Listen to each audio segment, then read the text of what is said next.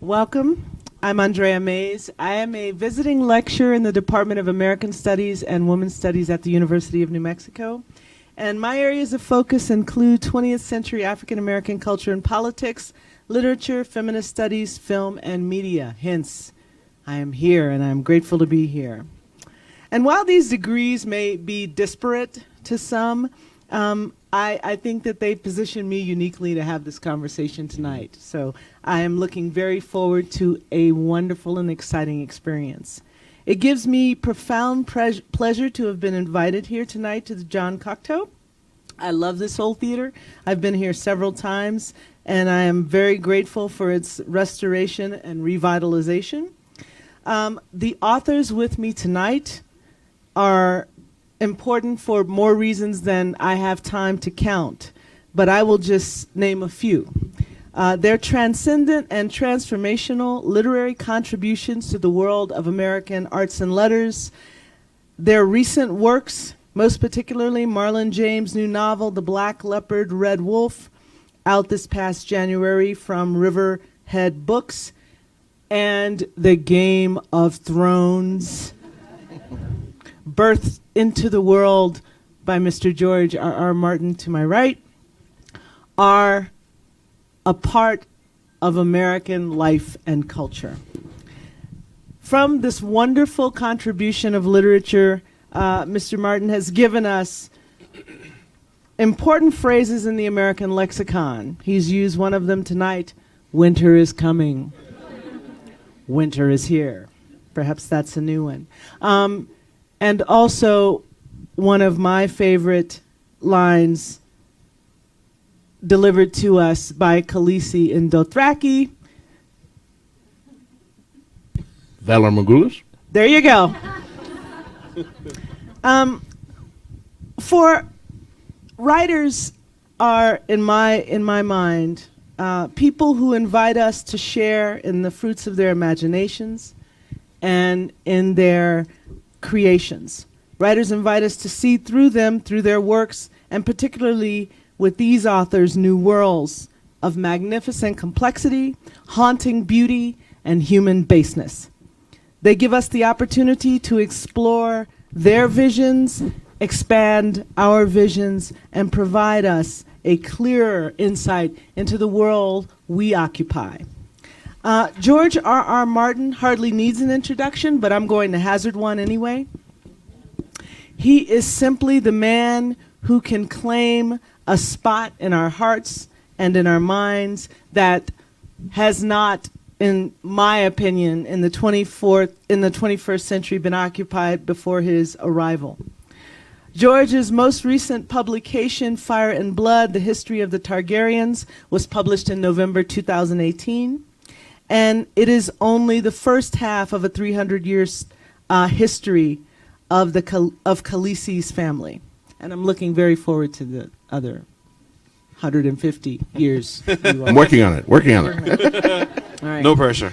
George has earned 6 Hugo Awards for science fiction, several Primetime Emmys. I say several because I found that online that he won 2, but I know they're right. I know there are more Emmys than that.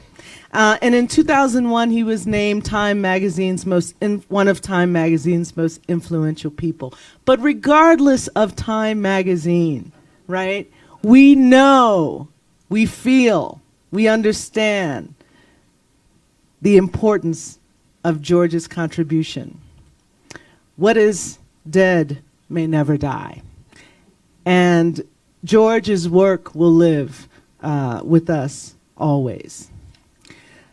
There's even a Game of Thrones Oreo cookie. Yes, there is. And Cookies are coming. Cookies are coming. And for a moment, I felt a little mischievous. When they told me I had to sit in the middle, I was thinking, if they put George in the middle, then we can be the Game of Thrones Oreo cookie, right? But then they put me in the middle, and the joke fell flat, so that's okay. All right. So I'm going to get on with my introduction to Mr. Marlon James. And I'm just going to put that there. Because I'm flanked by your books. You're the guest of honor right here tonight. Marlon is an exciting and evolving writer in his own right. His first novel, John Crow's Devil, arrived in 2005 to much acclaim. It was the finalist for the Los Angeles Book Prize for first fiction and the Commonwealth Writers Prize. His second novel, The Book of Night Women, published in 2009, won the 2010 Daytona Literary Peace Prize, the Minnesota Book Award, and an NAACP Image Award. James's third novel, because three's the charm, right? Marlon's third novel, A Brief History of Seven Killings, won the 2015 Man Booker Prize. Thank you. His latest novel, Black Leopard, Red Wolf, is characterized by the great Louise Erdrich as follows.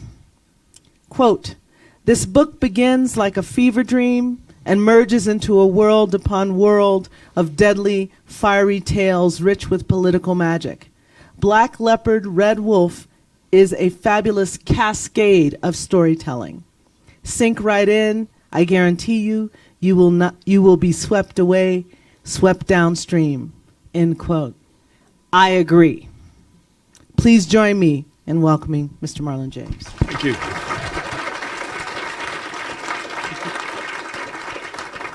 So before we get any further down this stream, I'd like to just do a little housekeeping and ask that you please turn off your cell phones during the program. The exit is very prominent. You see it, it's right there in the middle aisle. We will have Q&A after the program, so I'm going to ask that you hold your questions until that time, and a microphone will come to you. As this program is being streamed, we're going to ask that you wait for the microphone before you ask your questions so we get that information. All right? So please do come in, join the family. Our seats up front. Or you shy people looking for seats in the back. But I'm sorry, you'll have to come up close near us. But we don't bite. We don't bite. Well, I don't know. There were some pretty visceral passages in Marlon's book. Okay, so I would like to first have us agree this is a conversation. Mm-hmm. I have a list of questions that are my selfish questions that I want answered. But this is a conversation, and I'm so delighted to be here. I wanted to start with just a plain old, let's put it out on the table. You are both tremendously successful writers. Tremendously successful writers. But your journeys here have been quite different, right? For a number of reasons that are obvious, and others professionally that may not be so. And I would like to ask you two questions. One about the arrival at the decision that this was what you had to do. You had to write, right? Do you remember that moment when you realized you had to write, and what that looked like? If you could tell us that story, that would be great. Well, you know, I've always made up stories. Even when I was a little kid, I would make up stories about my toy spacemen, about my turtles. I would write them down, and for a while I was selling monster stories to other kids in projects for a nickel. I could buy a Milky Way at that time with a nickel. So I've always made up stories. But when did I actually start to think about it for as a career? I don't know. I remember at one point I thought I would want to be like a cartoonist, but then I couldn't draw. So that sort of ruled that out. And at another point, I love science fiction so much, I thought, hey, I'll be an astronaut. But then at a certain point, I read more about the astronauts and the things they were good at, and they were all like great athletes and in great shape and good at sports and good at math and all that stuff. And I thought, no, maybe I'll write about the astronauts instead of actually being an astronaut. And I think that was the point. But even well into college and all that, I didn't think I would make my living at writing fiction, although that's what I wanted to do, because so few people did, even back then, make enough money to live writing fiction. So I thought I would have to have a day job, and my academic training is in journalism. So I took that because that also involved writing, and okay, I'll be a newspaper reporter, like Clark Kent, and then I'll secretly write my science fiction stories and novels on the side. But at some point, I finally was doing well enough that I could get rid of the day job and just write. I'm so glad you brought up journalism, because I keep telling my students who I know I'm watching this to take journalism courses. And I actually think it's very important for fiction writers to learn reporting. It was certainly good for me. Yeah. It was certainly partly because I was a shy kid. I was very introverted. I read a lot of books. I lost myself in my books. Journalism forced me to go out and, attend demonstrations and talk to people that I would never have talked to otherwise. Yeah. I would have been too shy, and meet all sorts of different people, and that was great for me. Yeah, for me, and I'm going to answer the question. But for me, fiction writing is almost like being a journalist for imagined people. And sometimes that's the only way I can write some of the stuff I write, because I do write some occasionally horrendous stuff. But the only way to do it is basically I have to go in and get the story. For me, I actually think, now that we have a name for it, I can say I began as a fan fiction writer. I remember, this is back in the 70s, there used to be the first TV show of the Hulk. With Lou Ferrigno. With Lou Ferrigno and Bill Bixby. And I loved everything about the Hulk, but the fact that every episode ended so sad. And then that piano solo would come up. And it just guts me. And I would as soon as it ended, I'd actually grab a book was probably meant for schoolwork and rewrite the endings for the Hulk. And I remember doing that, like TV shows that ended in a certain way, or movies that ended in a certain way. That was like, no, it shouldn't have ended there. I'm going to write another ending, and I remember doing that way longer than I should. My version of Casablanca doesn't end that way. Don't even get me talking about Hollywood Wives. I think you can probably expect a call from Marvel Comics next week offering you the Hulk book. It's gone in a really interesting direction lately, actually. Very horror. But so I was always writing, and every time there are these books. I mean, I read countless books. But I can still remember there's 7 or 8 books where afterwards I went, I want to write. And the very first one was Little House in the Big Woods, which was, of course, that frontier has nothing in common with a tropical country. But I remember reading it because it was the first book I read that didn't have a lot of pictures, and I thought that was a horrible plot. Like, why would you have a book without pictures? That makes no sense. And I remember my mom asking me, how are you liking it? I go, well, there are no pictures, but... And I remember after reading it, I just went on this frenzy of writing. So I was always writing. But like George, I never thought it would be something that would be a career. I never thought of it that way. And I actually went into advertising and copywriting and so on. I went back to writing because I wanted to reclaim some aspect of writing that was just mine. That really is why I went back. Not necessarily, still didn't think I was going to have a career out of it, but I wanted to just write something that wasn't a 30-second commercial that I was selling for somebody, and that's how it happened. And honestly, I didn't realize I was a writer until an interview for my second novel, and somebody asked me what would I be doing if I wasn't writing, and I couldn't answer the question, which was weird because I've done everything. I've done nearly every job there is, and I couldn't answer the question, and I was like, crap, I guess I'm a writer then. Because I still can't think of anything else. Is there a relationship between, there seems to be a theme running through your comments, a relationship between wanting to write the world, R-I-G-H-T, and perhaps W-R-I-T-E, as a person, right? As someone who creates, write the world, rewrite the world, reimagine the world. Well, I think the first thing we're trying to write is that we're writing stories that we're not seeing, or we're writing the stories that we wish we could have read. And And, you know, as somebody who's pretty devoted to fantasy and mythology and all of it, there were a couple times I was like, I just want one brown boy or one brown girl. It didn't necessarily always get in the way of me enjoying all these mythologies. You know, I've been threatening to write a Viking novel for years, and it's going to happen. Well, you talk about the caucasity of Tolkien's work, right? Mm-hmm.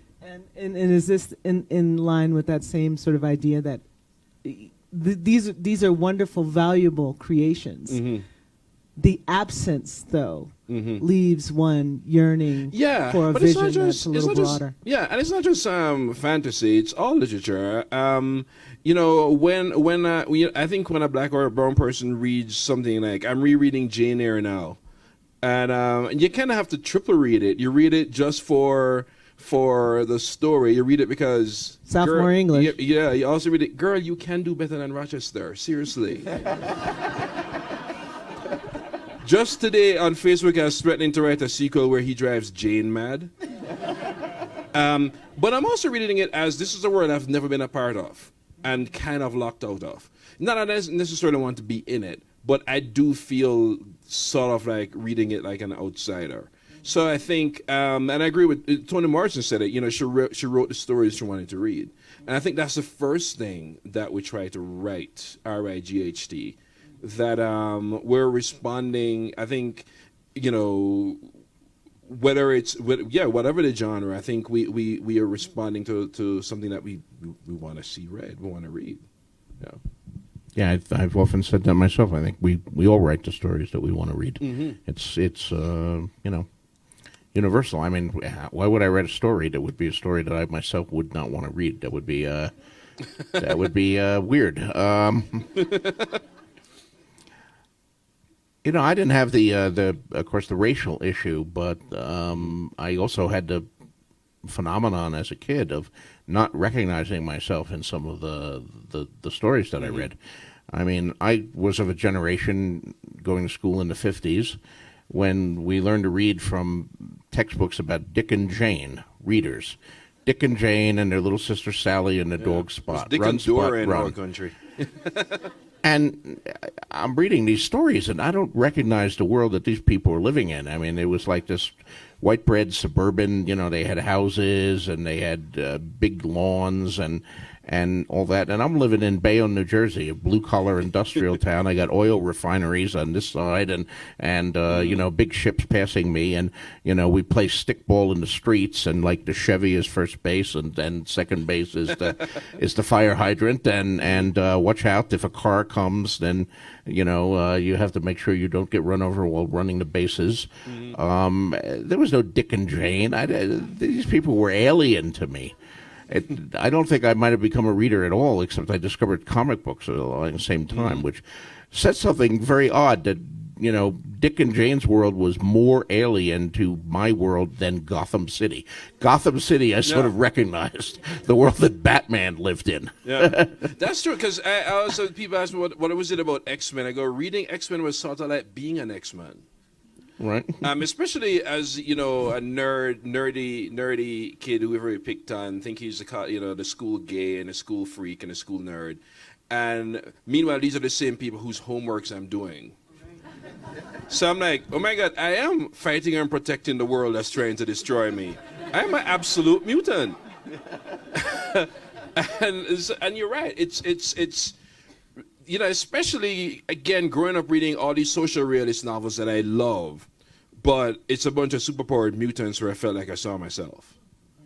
And I think, and that goes for, I think it goes for quite a few of us, for whether it's me or Ta-Nehisi Coates or Son or Michael Chabon, all these people who we grew up with comics and comic strips and all these mutants and Spider-Man. And particularly, I mean, DC heroes, yes, but really the Marvel heroes, because a lot of them were sort of outcasts as well. So, yeah.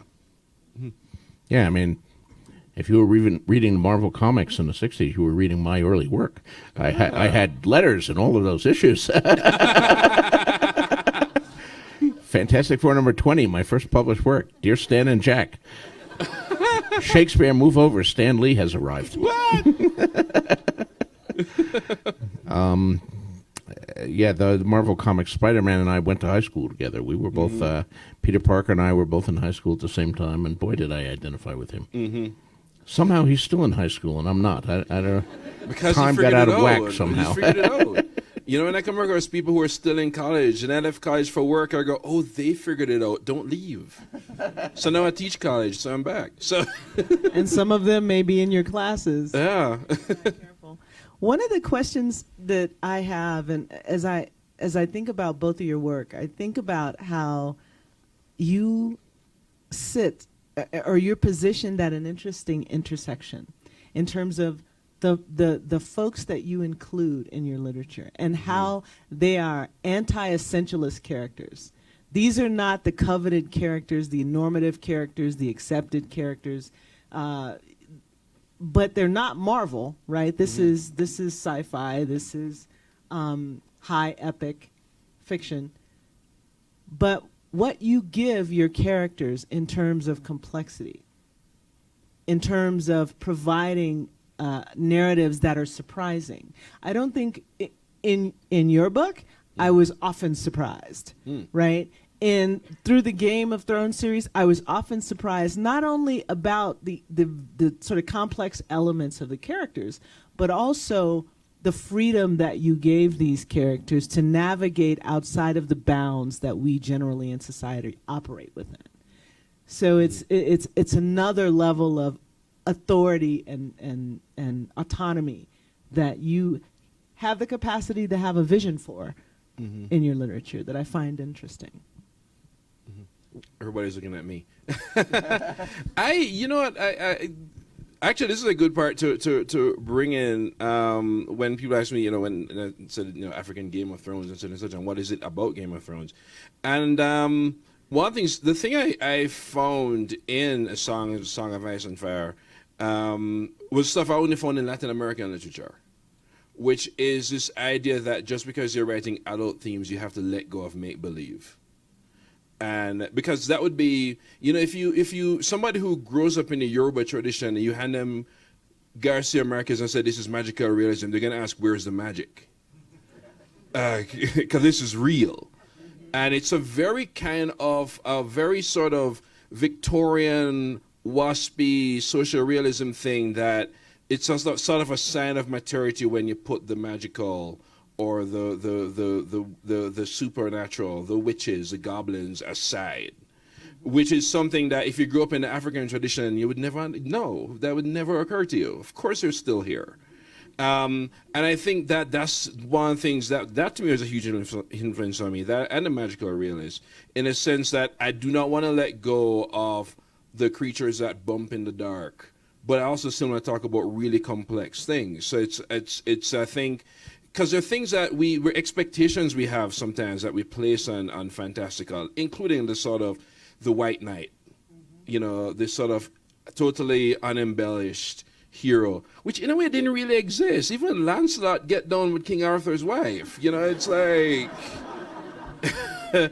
you know, yeah, which is why Lancelot is much more interesting than Galahad. Precisely. I kept wondering, when is Galahad gonna die? Give me more Gawain. But yeah, that I certainly grew up thinking that was a contradiction. Like there are people, I remember most of my friends had a cutoff point where they should stop reading comics, which I didn't have.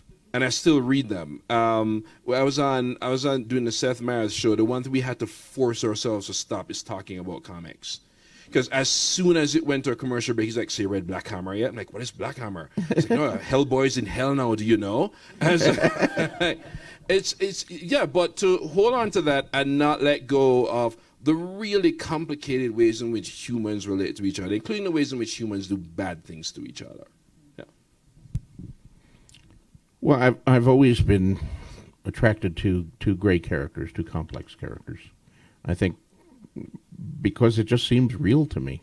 Mm-hmm. I mean, I know I'm a science fiction fantasy writer, so maybe it shouldn't matter what's real. I'm not a realist writer, but I want to ground my science fiction fantasy in the truth of the world. And the human beings that I meet and the human beings that I read about in histories and biographies and autobiographies and memoirs.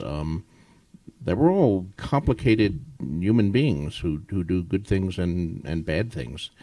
And I love Tolkien, one of the great writers of the 20th century, and I think his masterpiece, Lord of the Rings, will be read for hundreds of years. But my favorite character, I think, is Boromir. The complex. He was a hero. He is a hero, Boromir, but yet he succumbs to temptation at the end.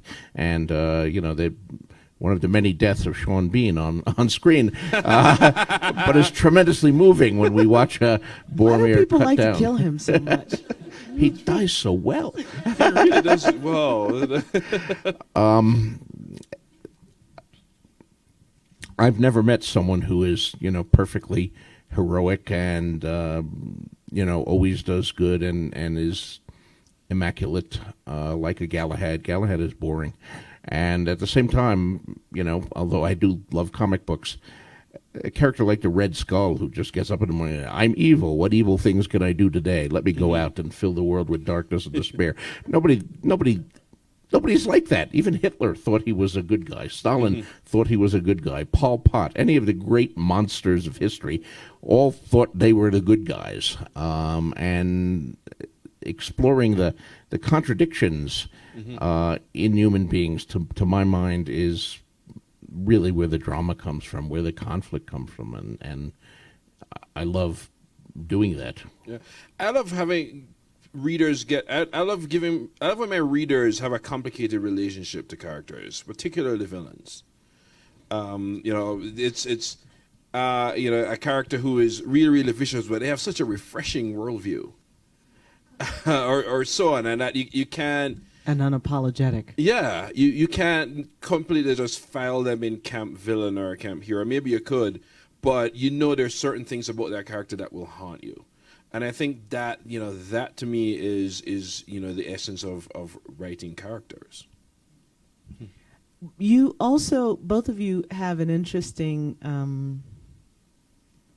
detachment from characters that you seem to have no compunction about killing them off. That's a question for George. when one might be tempted to hold on to a character that your audience is endeared to, you don't seem to have that impulse.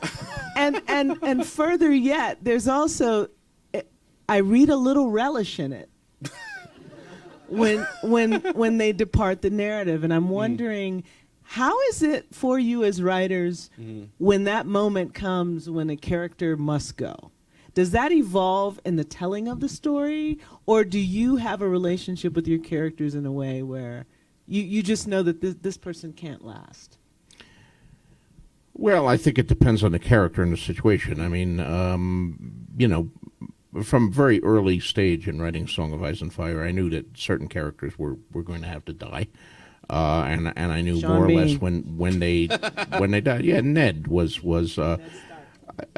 I mean, that's a fairly classic template. It's not like I invented that. It's in some ways it's Frank Herbert's Dune. You get rid of the father because the story is really about the children, and I just extended it a little further and made Ned seem more important and brought him more to life than Frank Herbert did with Leto Atreides, and therefore his death had more impact.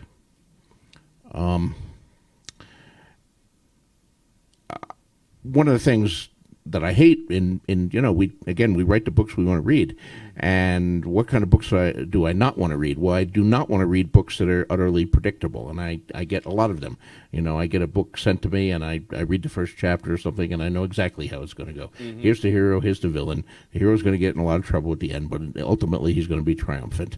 And here's the girlfriend, he's going to get her at the end, and etc. You can see this story just laid out. I don't want my stories to ever be predictable. I want to surprise the reader and affect the reader emotionally. And this question of death is a big thing. In real life, death affects us. I'm sure everybody in this auditorium has had someone die, a parent, both parents, a sibling, some, God help you, a child, which is probably the hardest thing in all, a best friend. I've lost 3 friends in the last year, and every one of the deaths had an impact on me and was gut-wrenching. But in fiction, too often, death is just thrown in as an act break. It doesn't have any emotional resonance. You know, I mean, people say I kill so many people. Star Wars, you know, they blew up the entire planet of Alderaan, and you know, before the credits, practically. Oh, Alderaan is gone. 1 billion voices have ceased. Mm-hmm. Do you give a shit about any of them? No. It's just, okay, Alderaan is gone, but I don't want to do that kind of death. I want to affect you with the death of a fictional character the same way you'd feel if a friend or a loved one died. Mm-hmm. I want you to feel that death. I want my books to engage you emotionally. I want you to laugh at the funny parts and get hungry when I describe a feast and get horny when I read a sex scene, or either that or be repelled if it's a ugly sex scene. But engage you emotions. I mean, that to my mind, emotional involvement is what fiction is all about. If you want to make an intellectual argument, essay is a wonderful form. Nonfiction, journalism, they're great things to make an intellectual argument. Mm-hmm. But fiction is about engaging the emotions. Yeah. Yeah, it's. I'm glad you brought up to my other topic, sex and violence. You know, I've always said violence should be violent, you know, and sex should be sexy. And death should have the impact of death. And there are couple of things I thought of. One being, for a lot of fantasy, including my own, a lot of the template is medieval times. In the medieval times, there are tons of death. If your family had 3 children, it means 9 died. If you made it to 50, God bless you, because you're not going to make it to 52. So it is such a constant presence in medieval life. What I mean medieval, I mean up to 1950. Chances are your grandmother isn't telling you that, yes, you have 5, you have a grandmother, grand-uncle, but 6 of us died before 1942. So it's something that is so ever-present, but I think it's one of these things we feel is a contract, and I'm not knocking film, but film has played a large role in this unwritten contract we seem to have that nobody should die. Tom Cruise is in the film, so clearly he's going to make it to the end. Whether he should or not. You know? It's one of the reasons why I was just in the Psycho theme bathroom, and I remember when Psycho came out, Psycho horrified viewers. Because, like, hold on, you're killing the main character in the middle of the show? What do we do now? Yep. But huge influence, huge impact. Yeah, Hitchcock forever, and particularly Psycho, because sometimes death doesn't always happen like that, but it does, and I think that it should resonate. I remember one of the questions or criticism I tend to get a lot is that my stories are drenched in violence, they're violence heavy, and I also know they're not. I said there's a difference between preponderance and resonance. There are far more men died, far more men and women died in every action flick than in my story. I mean, at the end of a Schwarzenegger movie, chances are 70 people were killed, if not more. Or Alderaan blew up, so 50 million people were killed. But it's none of. But if one scene of death, one scene of violence that has suffering, for example, that's the thing. There's lots of violence, but there's no suffering. There's lots of death, but there's no grief. Is even in ways in which you write sex. Like, sex, there's a lot of what I call space break sex. Please define that. So space break sex would be, and he said, "Come to me now, space break." The next morning, they woke up and I was like, but there's certain things that happen there, and the idea that sex itself is something that's loaded with emotional resonance is ridiculous. There were nights in my 20s, though, I think that there was space break sex. Yeah. But I understand what you're saying. Yeah, but I think these are essential parts of human experience, but they're also very raw and disturbing, and we take time to process them. But I think but what better place to do that than a book? Because you can sit with a story, you can sit with a chapter. I'm now sitting with a scene where Rochester is threatening Jane Eyre with violence, and she's going, "I couldn't have loved him more." I'm like, "Girl."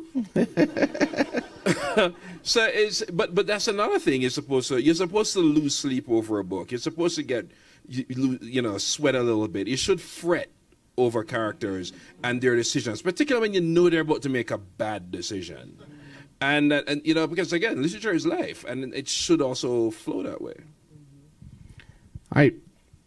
When it's part of the writing game, you put your book out, you write a screenplay and movies made, you're going to be subject to criticism. In the old days, it was a few reviewers and professional critics. Now, everybody who owns a computer, whether they own a brain or not, can weigh in with their opinions. And, you get to read all these things on Amazon or whatever. And sometimes they make good points. I mean, I read sometimes reviews that point out something in my books where I made a mistake, or maybe I should have thought about something, and, okay, I'll think about that more. But there's also criticisms that just annoy the fuck out of you because you reject them. And for me, one of the ones that I hate most is this word gratuitous. I am constantly being accused of gratuitous sex, gratuitous violence, gratuitous feast scenes, gratuitous heraldry, And if you take out everything that these idiots consider gratuitous, you would have the Cliff's Notes version, which is basically a plot summary. Yeah. And then they fought a battle and this side won. Okay, that's what happens in terms of advancing the plot. But advancing the plot is not what it's all about. It's about immersing you in the world. And, violence and sex and feast scenes and all that are never gratuitous. They're part about making it real, immersing you and feeling you in this, and the details are important. Space-based sex is offensive on the face of it, because every sex act is different according to the partners who are in it, and it also affects the relationships of the characters afterwards.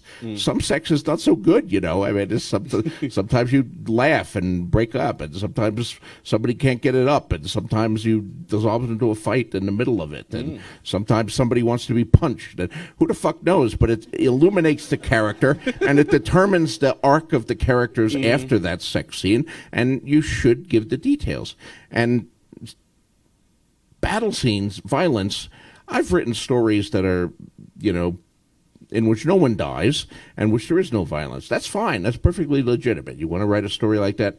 Good. But if you're going to write a story about war and it's going to have battles and sword fights and people with axes in it, don't just make it clean. There's something offensive about clean violence, like the movies I watched in the 50s and TV shows, Gunsmoke. Matt Dillon draws his gun and shoots. The bad guy falls down, No, how about the head splattering and the bloods and brains going everywhere? That's what it's really like. If you're going to talk about guns and axes and swords, show what they're really like. That's your obligation, I think, as an author. If you don't want to include violence, don't include violence. Don't have fight scenes. Don't write about war.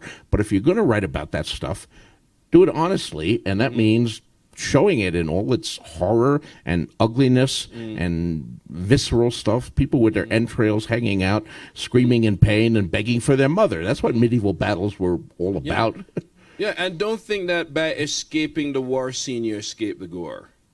Because if you're going to write about, okay, we're not going to have the battle, we're just going to have afterwards, I have news for you about what a battlefield looks like, or what the people look like when they're coming home.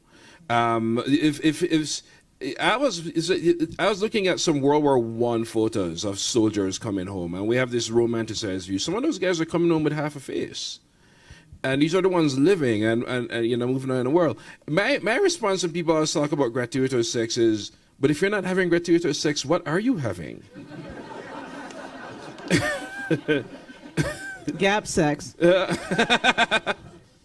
Which, demands a certain amount of sympathy. So what you're both talking about is not only, as a writer, feeling a sense of responsibility to invoke a commitment on the part of the reader to be fully engaged, but also there's some acknowledgement of the implications of your work beyond beyond the one-to-one experience Mm-hmm. between the reader and your work, right? The notion of sterile violence in the world perpetuated in media is problematic, not only because it creates these ideas about what happens when somebody dies being sanitized, what happens when somebody's shot being sanitized in a way that I think sort of separates us from our humanity. Reading books versus, in my opinion, and in media studies, reading books versus watching a film is a different level of investment. If we think about Marshall McLuhan's idea, right, of media being something that you participate in, right? This is what you're talking about when you talk about your goals and responsibilities as a writer, right? No? Yes? I mean, my response to that would be that I do trust the reader a lot. I do trust. One, they have to put up with a lot with me, but but I do trust that they know where not that they know, but that the story is going to take them somewhere, and that I think if it's just sort of sex or violence and so on just for that, then it does become a kind of pornography. I think we know, and this is how you know something is quote unquote gratuitous. Not when you're horrified or titillated, so on. Is when you're numb. But I also think that literature has always been our vehicle for experiencing the unexperienceable. That's not a word.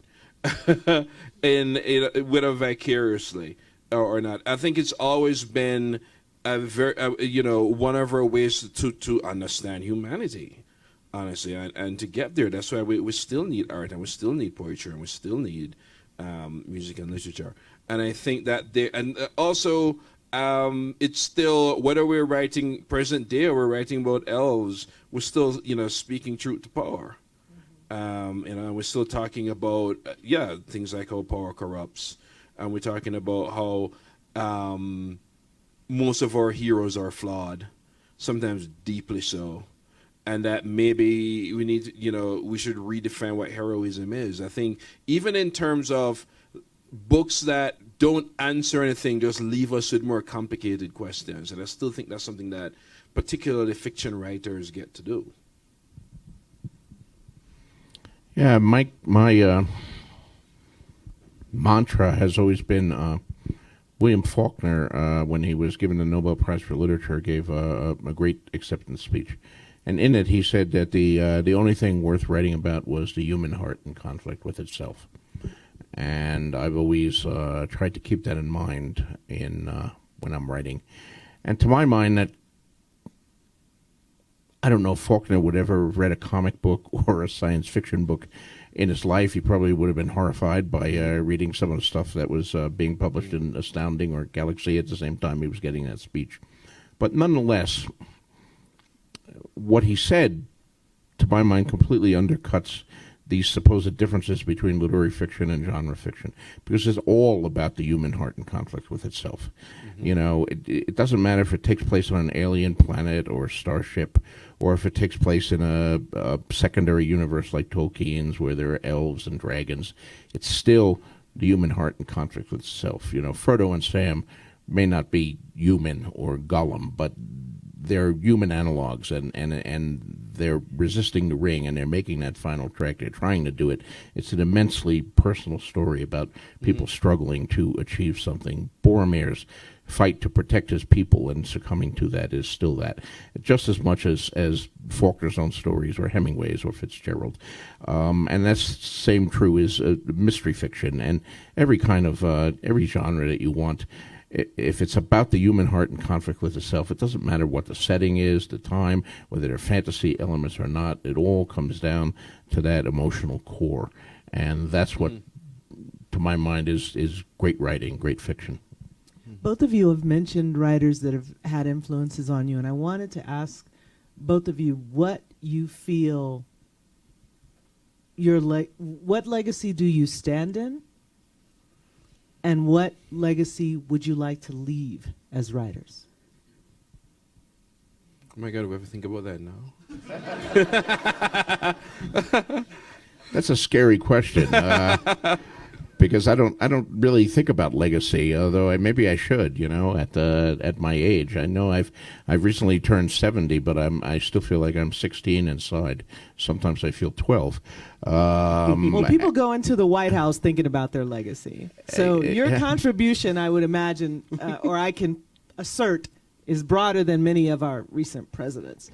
So I think it's a legitimate question. It's been kind of surreal, too. I mean, for a long time, every fantasy that came out was compared with Tolkien. This is the new Lord of the Rings. This is the heir to Tolkien, et cetera, et cetera. And that was certainly true of my stuff when it came out. People even commented on the RRs and, the fact that we're both RRs. Of course, when we sold it to television, you always have to compare it to that. So it was The Sopranos in Middle-earth. That was how David and Dan sold it to television. Really? But now I find myself being the one who's referenced instead of Tolkien. This is the new Game of Thrones. This is the Black Game of Thrones. Or this is here's the new George R.R. Martin. I say, wait a minute, there's a new George R.R. Martin? I wasn't done with being George R.R. Martin yet. And I'm getting, I've gotten a couple awards that are like Lifetime Achievement Awards. And wait a minute, I'm not done achieving. I'm certainly not done with my lifetime. So thinking about legacy and this other stuff is strange. But I think, like every writer, I would like to be remembered. I would like to hope that A Song of Ice and Fire is still being read 50 years from now and 100 years from now, by which time I hopefully will be around in my new robot body and able to enjoy all this acclaim and the continuing royalties that it'll be generating. But if I can influence other writers and help inspire them to do good work the way people like Tolkien and Robert A. Heinlein and Jack Vance and the other writers who inspired me did, then I'll be very happy with that. Mm-hmm.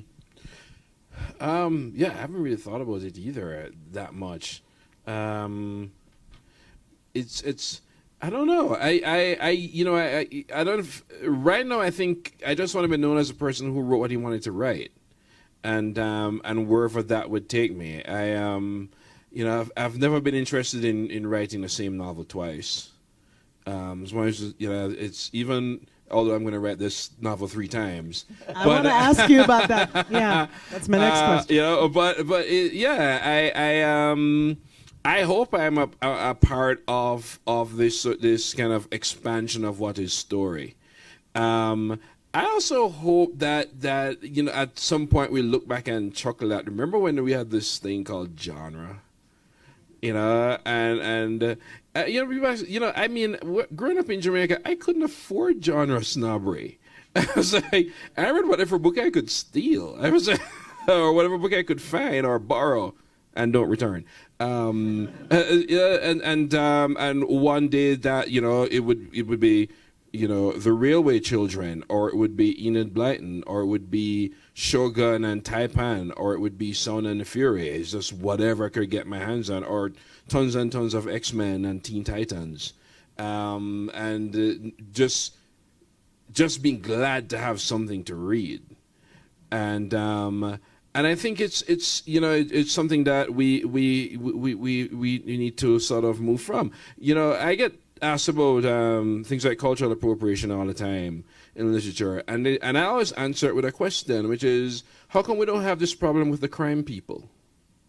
How come we don't have this problem with the crime writers? Nearly every writer on The Wire was white. What are the crime writers doing that the literary authors aren't? Well, they don't know because they don't read crime. There are things that there's so many things writers could learn from other writers, and the whole idea of this is a genre that I shouldn't mess with is you deciding this is a kind of intellectual poverty I'm choosing to have, which is fine. Knock yourself out. You just would be one ignorant idiot. But I mean, a lot of stuff I learned about literary fiction I learned from episodes 175 to 200 of X-Men. There are things that I still quote from. I'm like, sooner or later, Chris Claremont is going to come with receipts. It's like, and I nearly missed my own book signing because I was lining up for Mike Mignola. It was crazy because Hellboy rules everything. I just, to me, it's one thing I learned from my teachers is that almost you can learn from nearly anything. And to me, any book is an opportunity for that. And I hope people look at, the stuff I write that way as well, that it was part of that sort of, a way in which we tear down boundaries and barriers and can learn from anything. And No, yeah, the genre is bullshit. And I regret that it's become such a major part of the publishing industry today. When I was a kid in Bayonne, New Jersey, and I started graduating from comic books to books, we couldn't afford a hardcover books. I would take my allowance and I get a 35-cent paperback. But I bought it from a spinner rack, which was right next to the comic book thing, a wire spinner rack. And they didn't have genre sections there. Everything was all mixed together. So I'm looking for a science fiction book, but I have to go through, a couple Mike Hammer books with sexy covers, and then here was a Shakespeare play, and here was Norman Vincent Peale and How to Win Friends and Influence People, nonfiction. Everything was all mixed together. And yeah, I mostly read science fiction and fantasy, but every once in a while something would catch my interest. Oh, here's a historical novel about knights. That looks good. I'll take that. And suddenly I'm reading historical fiction, or I'm reading mystery fiction, or I'm reading a classic of literature because I remember reading the Classics Illustrated comic version, and I like that, so now I'll try the actual Moby Dick. Yeah. And mixing up all of these genres and subcategories and subgenres together, to my mind, was very healthy. But unfortunately, the spinner rack is mostly gone, and now we're going into big bookstores, and it's all divided into section, or we have Amazon, which notices our buying habits and goes up and says, "Here's other books you like, which are exactly like the books that we bought last week." So it's reinforcing narrower and narrower reading things when we should be trying to broaden that. And I wish Amazon would say, here's something you never tried before. Why don't you try that instead of just you bought one book by this author. Here's another book by the same author. Gardner Dozois and I, my dear friend and colleague Gardner Dozois, who died last year, we did a number of deliberately genre-busting anthologies that tried to replicate the spinner rack, but we take a very broad subject like warriors, and we'd invite science fiction writers, mystery writers, mainstream writers, literary writers, romance writers, whatever, and it just write something about a warrior, any time, place, real, imaginary, and we got some great stuff by that, and hopefully introduced readers. They would say, "Oh, Stephen King is in it, I'll buy it for him," and then they would read a story by Joe Lansdale, who they'd never heard of before, or some other writer that they'd never heard of. And the people who bought it for the mystery writers would encounter historical writers, and we love doing that. We're very proud of those anthologies, but we need to get past this categorization of a genre, and some genres are good and bad. It once again, going back to Faulkner, the human heart in conflict with itself. That's what makes a good story, not whether it has a spaceship or a dragon in it, or a gumshoe private eye, or whatever. Yeah. One of the, you brought up the spinner rack and made me think of something that one of the funny enough unheralded sort of genre smashers in literature was the sexy cover. Yeah. Because the cover for East of Eden and the cover for the Carpetbaggers were pretty similar. I was like, this is a really sexy cover for Herman Hesse's D-Men. It's like the same cover that you will see on like Luckier Hollywood Wives. And I was like, and me being a 14-year-old kid, I'm grabbing anything with a sexy cover. I'm like, it's one of the unsung heroes of genre busting. That the sort of that kind of racy paperback cover. I just have to throw that in there. Duly noted. I wanted to, speaking of the human heart and thinking about it in a different way, I think you all are in a unique moment with literature and this intersection between literature and what ultimately ends up on television. the Game of Thrones trilogy, right? Yeah. The trilogy, right? Trilogy with extra. The trilogy, right? We were talking right before we came down here about how it's unfolding beyond the book in some ways on television, on pace with you writing. Right. It's gone beyond me. It's outpaced me. It's gone beyond. So there's this real, I mean, it takes, to me, an amazing heart to be able to write with that kind of audience peeking over your shoulder, right? The television audience, the literary audience, the Amazon audience that are trying to sell a particular end to the series that's not over yet. Those kinds of concerns are a little different than I think writers two generations ago had to deal with. And I wanted to know if you could speak to that experience and what that's been like for you. Well, it's not entirely comfortable. I mean, in some ways, it's great that so many people were eager for the next book and so many people were invested in it and want to know. But to the extent that I feel the people looking over my shoulder, it slows me down. It troubles me. It's as if somebody was actually peering over my shoulder. When the writing is going well,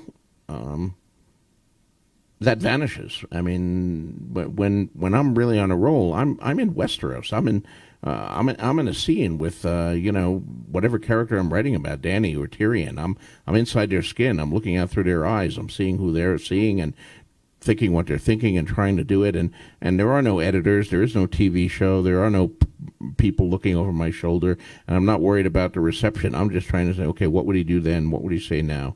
Oh, how do I describe this scene more vividly to people can picture where he is and where he's standing and whether it's cold or hot or the sensual feelings, all that.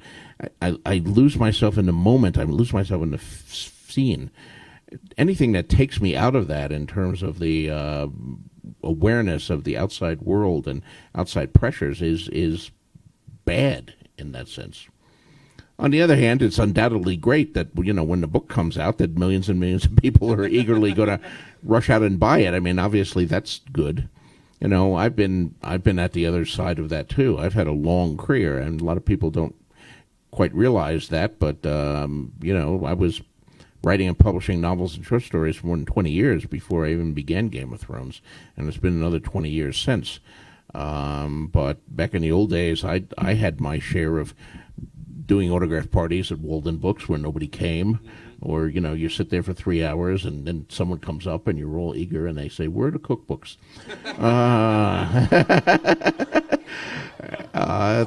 Thankfully, that doesn't happen anymore. If anything, I have the opposite problem of too many people come, and I think I'm going to have a stroke after the fourth hour of signing books.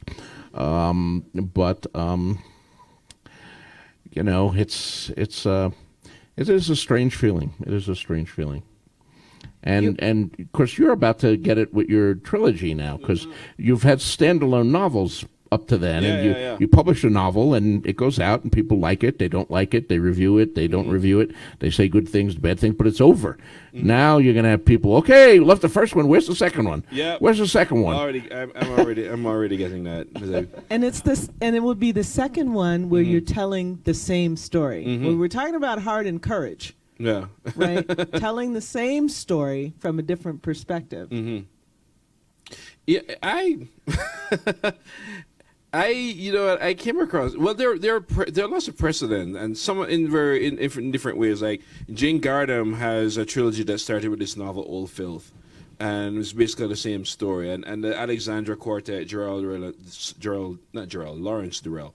But in going back to a lot of the African folklore I was reading, a lot of the African stories, a lot of those stories is the same story being told. Over and over, sometimes with a different character. Because there are things to remember with African storytelling. For one, usually it's a trickster who's telling a story. So talk about unreliable narrator. So you already know you can't trust the person who's telling you. So how Anansi told it this way, how's Brer Rabbit going to tell it? and so on. And again, it's like, if you and I walk into a room and somebody's gobbling down Pringles, you might think he's a glutton. I might think he's starving. We both got the same visual information. But that really attracted me. The idea that three people could see something and have a completely different version of it. It's like if Rashomon were three movies. And because that's there as well, and that's what I didn't realize that a trilogy until that hit me. That it's not a part one, part two, part three. It's a somebody revisiting and telling the story. The person who's telling book two is this character Sogalon, who's kind of the villain of book one. So it'd be interesting. It's like it's like Othello 2, Iago version.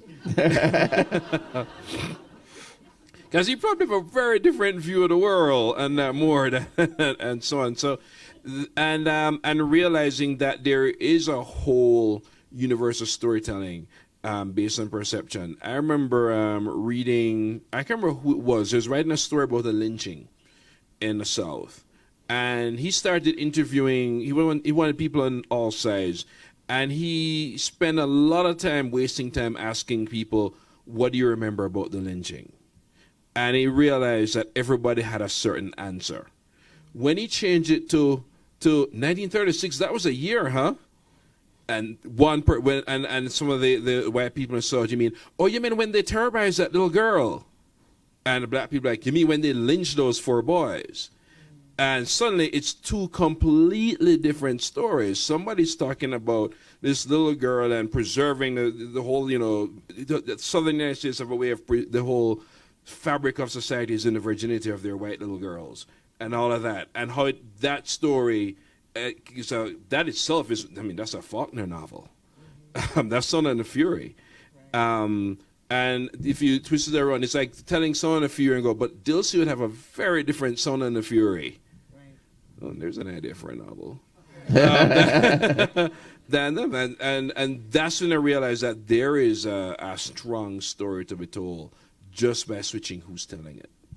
Well, and this is a substantive piece of work. Mm-hmm. This is not 120 pages, right? So it's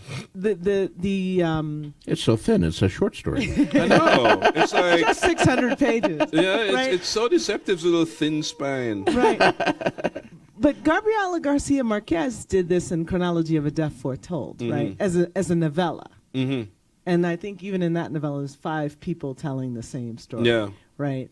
And it absolutely kept me wrapped. And as I was reading this, I was thinking, wow. And there's an interesting way that you are disrupting narrative. Mm-hmm. The linearity of narrative, mm-hmm. the positionality not only of your subjects, mm-hmm. right, in the narrative, and also the expectation at the end of narrative. Because mm-hmm. sometimes it simply evolves into another narrative. Yeah. Right? So when I talk about legacy, that's another mm-hmm. Element that I'm sort of getting at when I say, well, what do you think the impact of your work is? Because this is, there are glimpses of, African diasporic poetic mm-hmm. mythology operating in this. Yeah. And then there are glimpses of other magical realistic conventions that mm-hmm. are operating in this. And then there are ways that you're just kicking all of those to the side, and you're doing something very different. Yeah. Well, I think you have to both sort of love your heroes and be irreverent too, and love your traditions, but also kick against them. Mm-hmm. I'm hugely inspired by African epics and African folklore, but I'm also hugely inspired by Marvel Comics. And I do like Zap and Pow, and I think I still write my fight scenes like they're in a comic. I just never thought of prioritizing influences, putting one to dominate against the other. They do sort of mash together. The thing about the African storytelling and the epic story, there's so many things I get from it. One, the fluidity. Not just in the storytelling, but in the sexual orientation, in identity, in the way in which characters sometimes literally shapeshift. at other times when they just shift in terms of positions and allegiances and characters. That whole sort of fluidity is something that I got from those kind of stories, because in those stories, nothing is safe. Nothing is a given. Something will immediately shift and change on you, and I wanted that. I wanted a dangerous book, and I think that to me is what's exciting to write. I had a question. Hearing you talk about African influences and African folklore, I mean, when we look at Europe, we have Greek myth, right, and we have Norse myth, and we have Slavic myths, and they're all very different from each other. Yeah. And Africa is bigger than Europe by far. Is African folklore like one tradition, or aren't there like 7 different traditions depending on hundreds where you go? In fact, when I say I drew from African mythology, I meant I drew from a small part in Central going to West Africa, literally the Omo Valley cutting across. Right. So it was barely literally 1/10. a slice. Yeah, And that took you literally how 1/10. And well, that took me 2 years of research, and I ended up with a 620-page book. And I deliberately stayed in one section because I wasn't going to do this. Let's cherry pick all these things. When you go, So when you say African folklore, you're talking West African. West, I'm talking Central and pretty much. I mean, I could even be more specific than that. Lower Ethiopia, Upper Kenya. Okay. Going across to Uganda, and also the ancient kingdoms like Ghana, ancient Ghana, Songhai, ancient Mali. Once or twice I might touch on something that may have come from Morocco. And that's only because the characters reference their lands above this whole sand here. And that was enough for something so rich. So yeah, there's gigantic other traditions that you haven't even touched at, Zulu and Timbuktu and the Zulu and so on, going south, and even some of the epics are different. Like a lot of the Central African epics, for example, have star women. They have women in all of them, but they rarely star. Women are really the center of those narratives. A lot of the Southern epics and the Western epics are about politics, are about kings. A lot of the central ones are about witches and demons and spirits. So they a lot of them are praise songs to actual heroes who existed. So it is. They depending on the region, and when you talk about the different tribes, Igbo narratives are not Ashanti narratives. And it's just when I plunged into that, the novel started to write itself. I was like, oh my God, I have to have that. Especially when I started to look at all the monsters, particularly African vampires. I'm sorry, Western people, your vampires are wusses. Hey, vampires are wusses. You can't count the sparkly ones in Twilight. Oh God. No, we don't want those. An African vampire, if you open the window to let the sun in, they go, oh yeah, let the sun in so everybody can watch me kill you. They have no fear of there. But look at, that's one of the things that I did, because I'm a Western person still, and I love all of those mythologies I know very well. Norse and Greek and so on. Look at a simple thing that I had to reconsider: midnight. I said something like midnight. All these connotations we have from fairy tales and so on. The witching hour. It's scary, evil, or it's mysterious, or even the word dark. And in a lot of African mythology, midnight is called the noon of the dead, which also sets off some connotations in this room with us saying like that. But Noon of the Dead is actually a really rocking time, because that's when your really cool grandma who died 4 years ago shows up. And chances are you tell your grandma things you wouldn't tell your mother. So imagine you really have a burning thing about this boy or this girl, and you cannot talk to mom because it's the wrong boy or the wrong girl. But you can talk to grandma about it. So, of course, you can't wait for Noon of the Dead, because then ancestors show up and so on. And so it's Your actually... African Dr. Ruth grandmother. Precisely. Shows up and you can So it's actually a pretty... so midnight is actually pretty joyous. And the Noon of the Dead is actually pretty fantastic. In a lot of the stories, it's 12 noon that's scary. It's high noon that's scary because these monsters don't need dark. They don't need to hide from you. I'm coming to kill you. And the whole world is going to know this. So it just that little flip alone sort of turbocharged how I wrote the book. And that's one of the things, again, that reading those mythologies kind of changed and flipped. Well, we could go on like this for a long time. This is a lot of fun, but we better throw it open here to questions for the audience, and then after that, we will adjourn and have you sign some books. That'd be great. Yeah, so please do wait until the microphone reaches you and speak into the microphone so everyone can hear your question. And ask questions. My question is not a writer, but I'm an artist, and I love reading about, what it's like to fly on a dragon or the violence of medieval times. Mm-hmm. And I'm wondering, is that just straight from your heads and it's just like powerfully just you're just seeing it happen in your minds, or do you do research, or how do these things that you've never ever experienced yourself become so clear to us as readers? Let's talk about the non-research thing first. I think a writer does have to have empathy, and sometimes it means empathy for a cat. And so you have to. That's why I said that to me, a writer is like a journalist for Imagine People.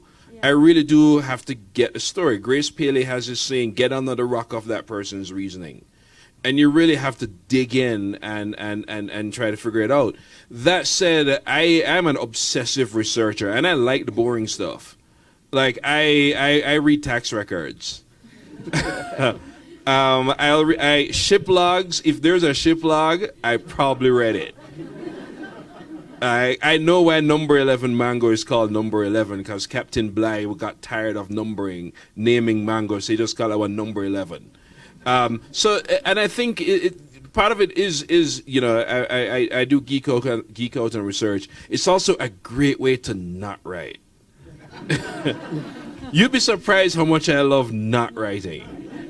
But yeah, I think for me, when I finally do write, I have to move through the universe like I live there. Yeah.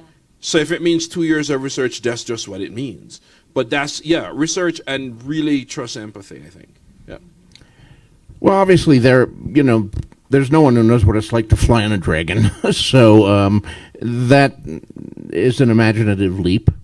You have to try to visualize it, and of course, and sometimes you control it because you design your own dragons. I mean, my dragons are distinctly different from Tolkien's dragons, and his dragons are different from some of the dragons in folklore, and etc.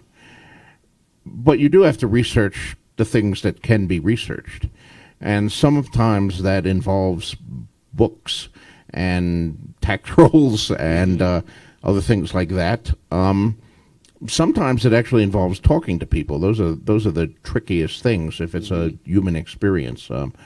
I'll give you a couple examples from Game of Thrones. When Bran gets thrown out the window and paralyzed, obviously I'm not paralyzed. I don't have any close friends who are paralyzed from the waist down, but I wanted to try to get that as accurate as I could. So I did a fair amount of reading about that, and also I had a couple fans who corresponded with me through email about the problems of someone who was paralyzed from the waist down and what it would be like.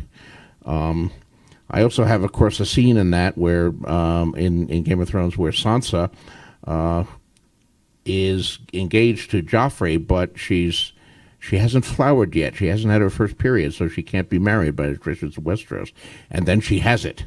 And now she's eligible by medieval standards as well as the standards of Westeros to be bedded and wedded and bred. And, of course, she reacts to that with considerable panic.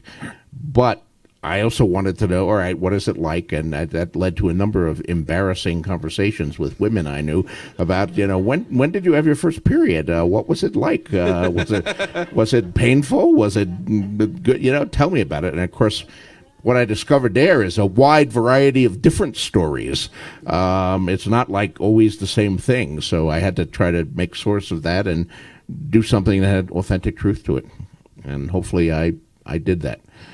But, their human experience is variable. No matter how much you research, even if you do research one of these things, there'll be somebody out there who had a different experience, and then they'll write you an annoyed email. You got that all wrong. Obviously, you don't know anything about that. Mm-hmm. Well, okay, but I tried. Thank you. Well, over here. Oh, there you go. I absolutely love the experience of reading Black Leopard, Red Wolf. It was, I'm having a tough time coming up with a good way to describe it. But it was an amazing experience. Thank just you. reading it. But out of the million questions that I have, the one that really stuck out was at the end of the book, after the story is over, you write that there are 2 pages that you didn't want your mother to read. and as an aspiring writer, I think to myself, oh, well, if I write this type of scene, do I really want my mother reading a rape scene or a beheading scene or something like that? What are those 2 pages and why? Well, my mom was a cop and a detective, so she's seen everything. So there's pretty much. So this is it's a running gag in all my books where I said my mom can't read this or she can't read that. And I think I said in the last book, my mom was allowed to read all but chapter 8 of this book. It was probably whichever scene has gay sex. Because then she's gonna go, is that what you do? And I don't care how old I get, I will never have that conversation. So I just said things, yes, all but these 2 pages. So whenever the scenes got too explicit, I'm like, yeah, you can skip that. But she's probably going to read it. She's never going to tell me, but she's probably going to read it. She always go, I didn't read it to the language seemed too strong for me. I'm like, please, you're a cop. So, thank you. Yeah.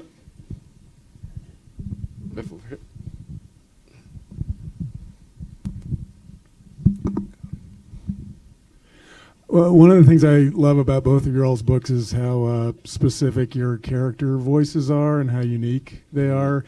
And I just wondered if either or both of you could just talk a little bit about the discovery process of the unique character voices that you write about in your books. Mm-hmm. Well, of course, I have I use a very tight third-person viewpoint structure, but I have a number of narrators. So when I shift gears, obviously Tyrion has a very different voice than Bran. Bran's an 8-year-old boy. He doesn't understand even some of the things he's seeing.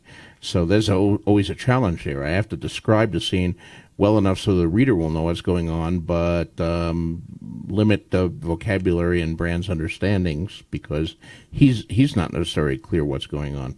And then, Tyrion in some ways is easiest to write because he's a wise ass and he's cynical, and in some ways his voice is like my own, except of course the witticisms that Tyrion throws off at every occasion take me weeks to come up with. I rewrite them 5 or 6 times till I hit the one that's exactly right. But yeah, voice is very important. You have to, when I'm writing from Arya or Sansa, it's very different than writing from Sir Barristan, a 60-year-old knight. So you I don't know any technique except you work at it very hard and try to get it right. Mm-hmm. Most of my novels have been written in first person, and because I spend a lot of time with voice, and it's very important to me. And it's funny because when I'm teaching creative writing, I spend a week on dialogue, sometimes 2 weeks. And the first thing I do is I give them this passage of really bad dialogue, and everybody knows it's terrible, it's horrendous dialogue. And I said, well, it's bad, but there are 23 things wrong with it. I'm giving you the weekend to figure it out. Usually I get 3 or 2. It's I'm attracted to voices because to me, dialogue is evidence, proof that your characters exist and your characters said what they said and behave the way they behave. And a lot of that I get from just having lots of friends and lots of people I talk to. Everybody have this idea. We have this myth of the reclusive author. People think Tom Pynchon is a recluse. Tom Pynchon is not a recluse. You know, everybody on 59th Street knows which bar Tom Pynchon goes to. He's just not into the bullshit. But you can't, you know, the first place your writing suffers if you're not into people is dialogue. There are lots of things I like about H.P. Lovecraft. There are lots of things I don't, including him being a big ass racist. But the fact that you can tell that he doesn't quite like people much because his dialogue is awful. And you can't be, even if you're not in love with people, you have to be curious about people and how people speak. And because language has rhythm and dialogue has beat. The beat between you and your best friend is not the beat between you and your mom. Usually the first time somebody knows something is wrong with you is that the beat you guys have is off. You know? If I go, yo, yo, yo, yo, and you go one day, yo, I'm like, hey. Like, what's up? What's going on? Because the rhythm is off. The rhythm, you have a different rhythm with each friend and each family member. Each person you love, you have a different rhythm. And that to me is fascinating. I find that language fascinating, rhythm fascinating, beat fascinating. And that comes to me with dialogue. That said, I never get dialogue right on the first try or the second or the third. That's like fifth draft thing. Because the first time I write dialogue, everybody sounds like me. The second time I write dialogue, they don't sound like me, but they still sound too alike. And especially with this novel where I'm writing characters who don't really exist, and I'm drawing on all sorts of things. And the way in which I started to distinguish these characters is, again, going into research and distinguishing how different African dialects are spoken. So a character in there, Sogalan, is almost an English approximation of Wolof, in the sense that verbs are always present tense, and characters are always singular. So she'll never use, and then I realized that Jamaican patois, Jamaican English is the same thing. You know, in Jamaican English, the verb is always present tense, regardless of whatever. So we don't go he went; it's he did go. I would say that in Black American English, so he done go. So go is always go. It's the way in which you dress up the rest of the sentence that changes it. So stuff like that, that's the stuff that fascinates me. I almost switched to linguistics in college because I'm just so fascinated with language. But the way to write voices, you have to at first be curious. I remember once my next door neighbors were fighting, and I'm like, oh my God, this is gonna be so good. And I ran to the door, to the wall. I had my glass. I was listening, and the man said, "I'm gonna take a trip to Planet Me," and I just groaned. I was like, "That's it? That's the best you can do?" I was like, "People got dialogue to write here." I do think the years that I spent working in television improved my dialogue. When you're writing for television and film, you pretty quickly, bad dialogue, when you actually put it in the mouths of actors, it screams out that it's bad dialogue. And, of course, the actors will let you know. Nobody can say shit like this, they will say to you. And you learn to sharpen it here. Mm-hmm. Another good technique that for young writers to try is if you have a scene with like 3 or 4 different characters in it and they're all arguing, go back and forth, take out all the he said, Bill said, Sally said, she replied. Take out all of that. Just have the quotes going back and forth. If the characters have strong enough voices, you should be able to tell who was speaking, regardless of whether there's a name tag attached to it, because each of the 3 characters arguing there should have something distinctive about their voice to set them apart from the other 2. And if you get lost about who is speaking, then maybe you need to fine-tune that a little more. Mm-hmm. I wanted to ask you, before you can get things to come out of characters' mouths, you have to be inside of their headspace. Mm-hmm.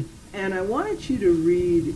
This is the first passage. This is page 4 of this book. Mm-hmm. When I knew I was in for a ride, and I was wondering if you could read it for me. The scrap that starts here. Let's think about my reading glasses. This one, Regard Yourself? Yes. Ah, okay. The epic voice. Regard yourself. A man with 200 cows who delights in a patch of boy skin and the coo of a girl who should be no man's woman. Because that is what you seek, is it not? A dark little thing that cannot be found in 30 sacks of gold, or 200 cows, or 200 wives. Something that you have lost. No, it was taken from you. That light. You see it and you want it. Not light from the sun or from the thunder god in the night sky, but light with no blemish. Light in a boy who has no knowledge of woman. A girl you bought for marriage, not because you need a wife, for you have 200 cows, but a wife you can tear open because you search for it in holes, black holes, wet holes, underground holes for the light that vampires look for. And you will have it. You will dress it up in ceremony, circumcision for the boy, consummation for the girl, and when they shed blood and spit and sperm and piss, you leave it all on your skin to go to the Iroka tree and use any hole you can find. The child is dead, and so is everyone. Thank you.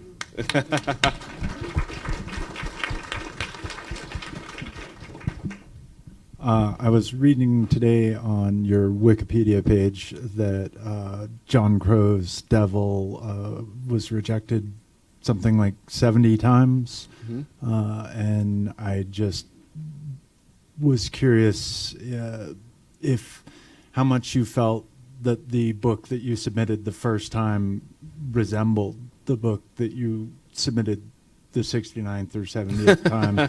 And just anything else that you'd have to say about that process. I know that's not actually an extraordinary number, but it still feels extraordinary to go through that. It still feels extraordinary to me. No, it's you know, one of the, I'll say this, one of the most underrated, I'm trying to structure the sentence. Let's call it one of the sort of blessings in disguise that we sometimes don't give enough credit is the rejection letter with an explanation. Because it's all well and good. Most people just go not for us. Every now and then a generous editor would tell you, we didn't pick this because this, here why, think about doing that, work on this. And every now and then I'd get one of those. And it's yes, being rejected sucks.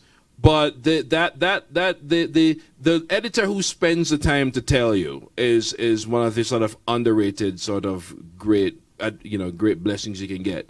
But yeah, so with that, there were changes and there were improvements, but in some ways that kind of makes it more frustrating, because I did do A, B, and C, and I fixed C and D. Why are people still rejecting it? And there are lots of reasons why. One could be that they just don't want to represent that kind of work. I know some people just thought A Caribbean Story nobody wanted to read. For whatever reason. I mean, I didn't realize it was that many until, I think, until rejection, the last one. Because I was just like, send out a batch like 6, wait a couple months, usually just 6 weeks, honestly. And if I didn't hear anything, I said, well, whatever, I'll just send out another batch. And doing that without, realizing it. And it was at the last one, I go, but how many of these have I sent out? And that's when I saw. So I honestly couldn't answer which is worse. Knowing, because I don't know if I'd have gotten to 78 if I knew, or not knowing and it hitting you like a brick.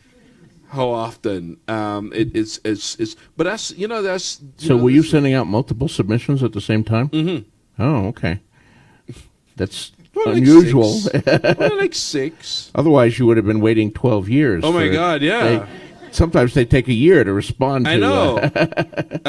I remember the closest I got to an acceptance, the editor left to work for Playboy. And nobody else wanted it. But that's also, it's just, it's kind of a fact of this business. I mean, Catch-22 was rejected 48 times. Can 48 people be wrong? Yeah. But can it mean that something's wrong with your book too? Yeah. Those are not mutually exclusive. I think, and I never got so jaded to the point where I wouldn't pay attention to what somebody said. I remember my second novel, which also got rejected by nearly everybody. It wasn't like it was smooth sailing after that. that got rejected by nearly everybody. I remember an agent. Were you agented at the time? Yeah. So the Before agent I was agent, yeah. But actually, yeah, I was agented at the time. Okay. With the second novel. But I remember running it by an agent before the agent assigned me, and he gave me a lot of pointers. He was just such an asshole. He's like, as for me, I think I should like my characters and stuff. And, and I listened to everything he said, because you have to, coming out of advertising, I'm used to assholes. And especially when they're doing things which you have to do because they're paying you. So and I paid attention to everything he did. I thought he gave wonderful suggestions, even though he did it in such an assholey manner. And yeah, I took all of his suggestions and sent it promptly to a different agent, because fuck that guy. Who signed me? So there that goes. So we're going to take a couple more questions, and then we're going to send Marlon out to the lobby to sign your books. We have 130 seats here in the theater, but unfortunately, in the lobby, if we get like more than 30 people in a time, then everybody is got their elbow in everybody else's mouth, and there's no place to stand, and you're out in the blizzard with the line forming.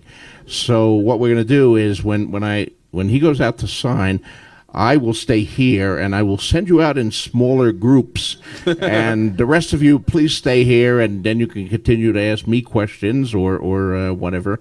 And then when time comes, I'll send out another group, and then another group. And you can ask, of course, more questions when you're getting your book signed. But we do have to keep the line moving, so don't come up and say, "Can I ask a question?" Because the answer to that is yes, but you just did. We got to keep the line moving because we got a lot of people who want to. So let's do a couple more questions. We have a couple good ones. We have one there in the back. Yes, go ahead. So Marlon, one of my favorite things that I've ever read of yours was your essay about being a black man in Minnesota and the idea of making yourself small. So I'm wondering if you're ever going to do a collection of nonfiction. And one other thing, I'd love to hear about your love for Jackie Collins, which I also share. I think about it. It's funny. Somebody once asked me a couple of days ago if I'd ever write fiction in my nonfiction voice. I was like, I never thought about that. I mean, because when I write nonfiction, I'm just dragging everything, including every point of trash culture I've ever learned. Probably, eventually. I don't think it would happen for a while because I do have 2 books to finish, but. But certainly, eventually. As for Jackie Collins, so Hollywood Wives is the first novel I ever read in one sitting. I started reading at 2 p.m., I finished reading at 2 a.m. I remember finishing that book and going, I was an adult now. I think I was 12. I was like, I am an adult now. That was one of the ones with the sexy cover. Oh? Yeah. Yes. And then, and of course, then I read The Bitch, The Stud, Lucky Chances. I've pretty much read all of them. It's because it's especially part of this was a reaction to the way I was not literature, but the way I was taught literature. And the way in which I was taught literature, with the exception of some remarkable teachers, so that literature wasn't fun. And that it's like when you read, say, Dickens, or you read that first big book that's hard, but you're getting it. I remember reading it, I'm like, God, this book is hard, but I'm getting it. Then you go to class and go, let's talk about the theme of desolation and chapters, whatever. And you're like, what the hell? So reading Jackie Collins, it was just so much, for one, reminder that literature can be fun and literature can be enjoyed, and literature can be stuff you fight for and fight over. And I also think there's a kind of smartness or even cynicism, not even cynicism, but a sort of a complete smartness about character that I think Jackie understands that her hundreds of imitators don't. But she's the ultimate bullshit caller. And she knows what to do that. I think that's what her imitators don't get. All right, one more question. Who's got a good one?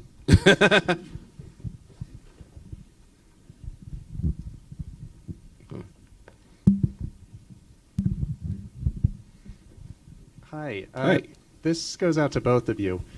So I want to be an author, just like a pretty good chunk of people in this crowd, I bet. Mm-hmm.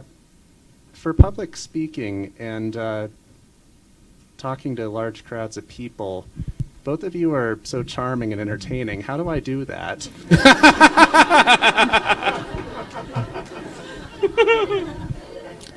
You know, for my part, some of it comes from practice. I've been doing it for a long time, but boy, when I was in my 20s, the first times I had to get up and talk to a class or something like that, it was very, very hard.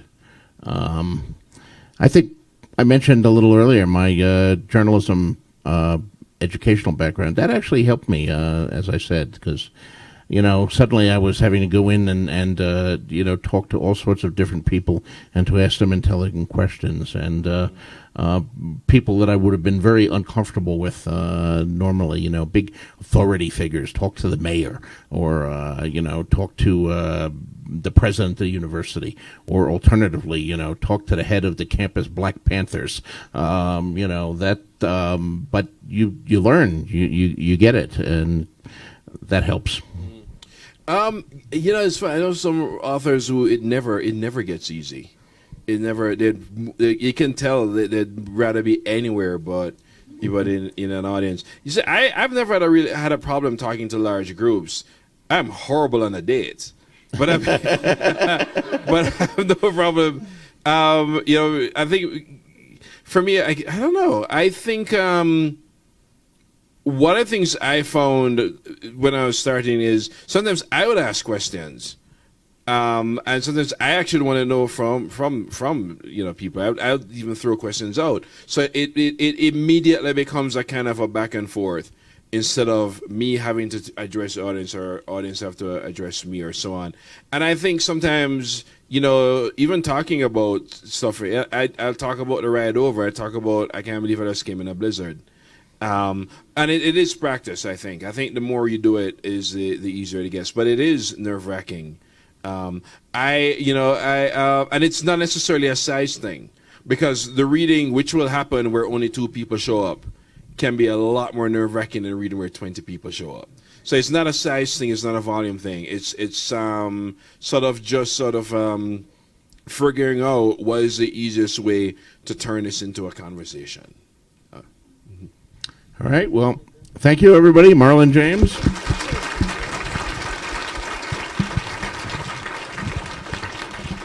And Marlon, if you wander out to our lobby. Yeah. The Verge is the definitive chronicle of the future. It's where science and technology collide with entertainment and culture, and where self-driving cars and reusable rockets take us on fantastic adventures into the next generation. It's where the newest wave of music gets real, and where future creators get inspired to invent, from virtual reality to drones, to reviews of the next great smartphone. The Verge is a window in how we live now and how we'll live tomorrow, as technology changes everything about our lives. The Verge isn't a media brand, it's an experience. This is life on the cutting edge. This is The Verge. Meow Wolf Live is a chance to interact with the artists and individuals that create our exhibits. Meow Wolf Live is a window into our world, where we stream the processes, parts, and people we're made of every Monday, Wednesday, and Friday. Meet Meow Wolf is an interview-based show that focuses on our many Meow Wolfers and what they do, one at a time. Wolf Watching is a peek behind the curtain at the work and individuals that make up our exhibitions. Couch Out is a celebration of indie video games and the joy they generate. So tune in every Monday, Wednesday, and Friday as Meow Wolf Live streams itself to a monitor near you.